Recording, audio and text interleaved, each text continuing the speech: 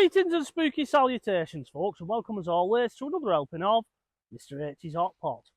You join me today on Halloween night or All Hallows Eve, and I thought, as it's a spooky time of year, it would be nice to come to Pendle Hill and the Pendle area of Lancashire and get on the trail of a real-life witch. Now, I say real-life witch. Unfortunately, this lady that we'll be featuring in this video, she was accused and executed of witchcraft in 1612. I personally, just for the record, don't believe that she had any supernatural powers whatsoever. She was just a victim of the train of thought at the time. Now, the most famous of the Pendle witches is a lady by the name of Alice Nutter. She was a gentlewoman. She was described as that, which meant she had a bit of money. So surprisingly, she was accused of witchcraft. Usually it was poor people that got accused of it. But we're going to be going today on the trail of Alice Nutter. I'm currently in the village of Roughlee, which is the village where she supposedly lived, and they've put an ironwork statue up of her. We're then going to make our way to the Pendle sculpture trail, which is located in Wood in Pendle, and we'll take a look at a sculpture there which supposedly shows the 10 who was executed for witchcraft, making the way to Gallows Hill, including Alice Nutter. And then, at the end of the video, we'll make our way to a final resting place, which is in Newchurch in Pendle.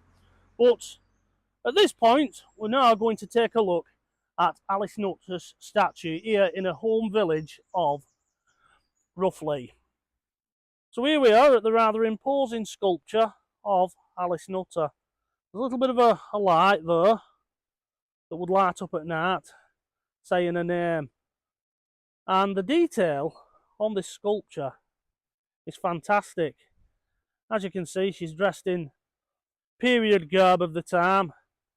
Unfortunately, her hands are chained there, which means that she was on her way to be executed at Gallows Hill.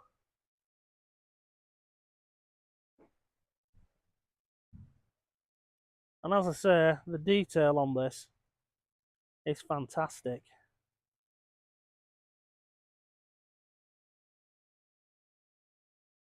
Let's make our way around the back.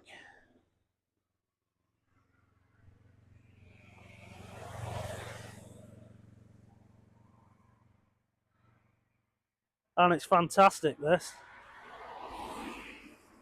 There's also a little bit of blurb at the back about her. I'll just hold that on shot for you for a moment and then you can read it for yourselves.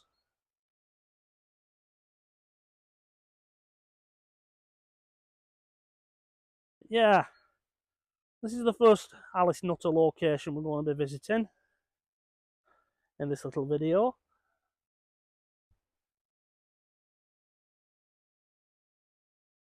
And throughout the Pendle area, you'll find lots of nods to witchcraft.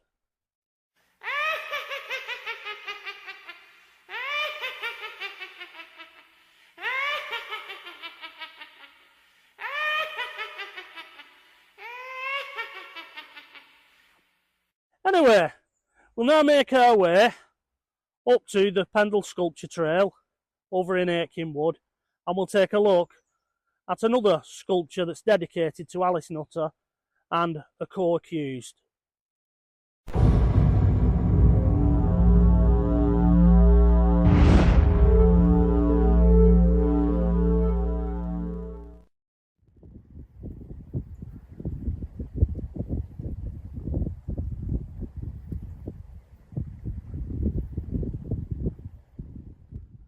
So I'm now in the village of Barley, which is just a couple of miles away from the village of Roughlee in Pendle, and I'm stood at the entrance to Wood and the Pendle sculpture trail, which is where there are a couple of sculptures that are related to the Pendle witch trials of 1612.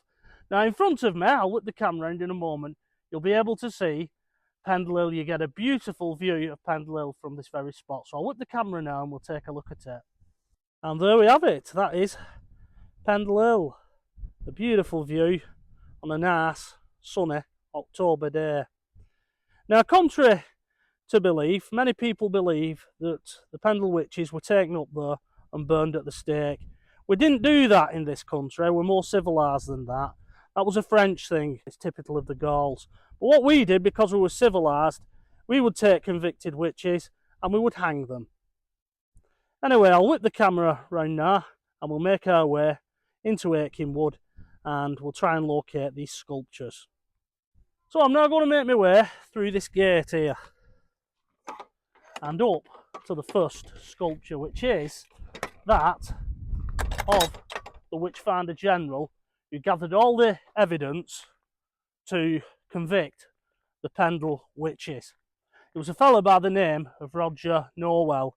It isn't the famous Witchfinder General that we all know from our history books, Matthew Hopkins. He hadn't even been born when the Pendle witch trials of 1612 were taking place. But I'm now going to make my way up this very steep hill, and just as I round this corner you'll see what I mean, because I'll quickly whip the camera around and I'll cut the film there because I'll just end up out of breath. I've never been able to make it up there without being out of breath, but you can slowly see that I'm having to start to climb.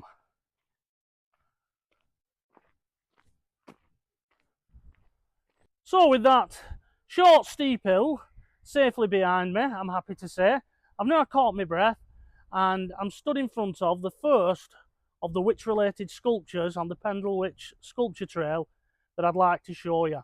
And behind me is the Witchfinder General of the day, Roger Nowell. So without further ado, I'll whip the camera around and we'll take a look at what this gentleman looked like in 1612.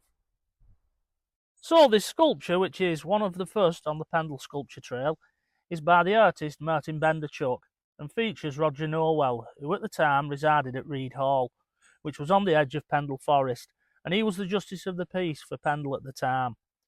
As the local magistrate, or Witchfinder General, he was responsible for gathering evidence against the accused, which sadly consisted of mainly lies, rumours and false confessions, obtained through coercion. Shockingly, the accused were also not allowed to call witnesses in their defence, and it is appalling to think that this style of kangaroo justice was going on in the English law courts at the time.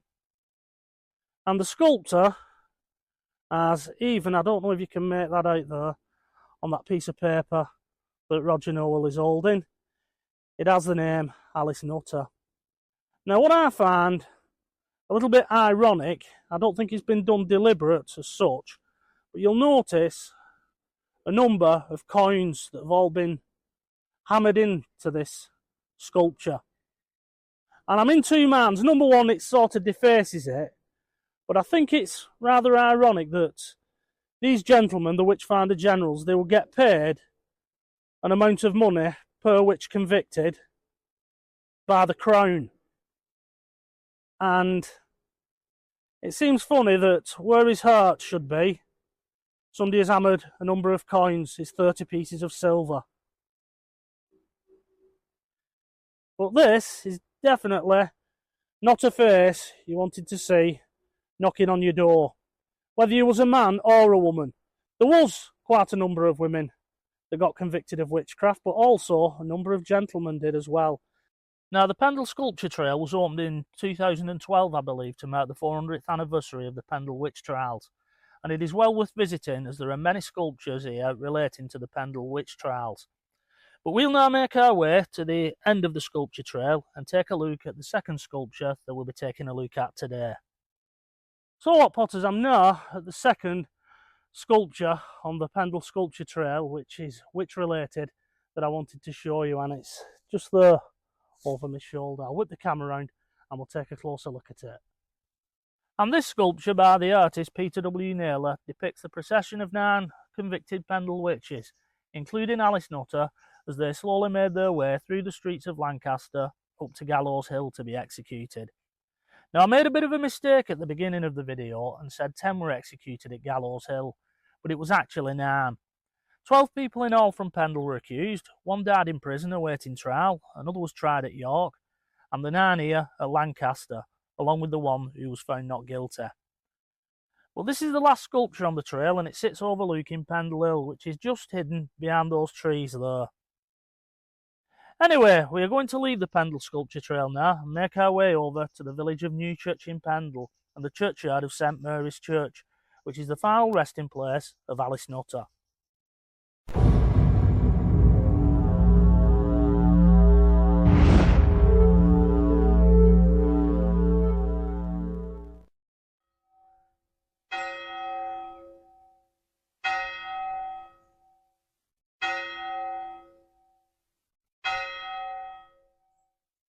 So we're now a few miles away from Aitkenwood and the Pendle sculpture trail, and I'm now in the village of Newchurch, which is a picturesque little village and the final resting place of Alice Nutter. She's buried not too far away from that church tower there, so I'll make my way into the little churchyard and we'll see if we can locate the grave of Alice Nutter. So come on, let's do this.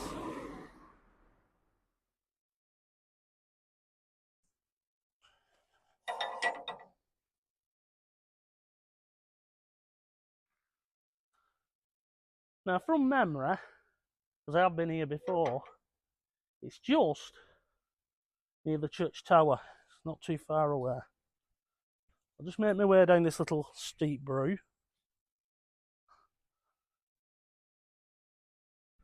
and see if we can locate it.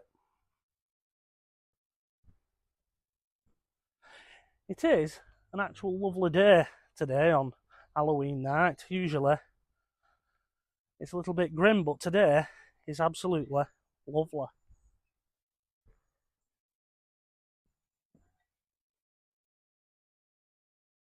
And here we are. This, at the side of me here, that grave there, is the grave of Alice Nutter. I'll whip the camera around now and we'll take a closer look at it. So this is the actual Nutter family grave here in Newchurch, and it's located right by the entrance into the church, which kind of proves that the people of Pendle thought these accusations that were levelled against this woman were a load of rubbish. But that was the law of the land at the time, and you couldn't really go against it. I suppose today we'd be calling them kangaroo courts. But this is where all the Nutters are buried, and so is Alice Nutter. I don't know if her name is actually on this headstone. I can't make out. The writing's that old. As is this old symbol here that represents death. But they must have had the vicar their permission to lay Alice to rest here. So he mustn't have believed it. But there we have it. There's the grave of Alice Nutter. Sadly, a convicted witch. I believe there is a campaign to get her pardoned posthumously, but I don't know where they're up to with that. I suppose the justice system has enough to be looking at rather than 400-year-old cases. But it would be nice if she was pardoned along with a co-accused. Anyway, I'm going to whip the camera around now and I'll wrap this video up, I think. Right, Hot Potters, well, that'll just about do it for today. I hope you've enjoyed this little Halloween video following in the footsteps of Alice Nutter, the most famous witch of the Pendle witch trials of 1612. I'm going to jump back in the old jalopy now, head back to the homestead and edit up all this footage ready for your edification as always. So, until the next time, from myself, Mr. H, it is bye-bye for now.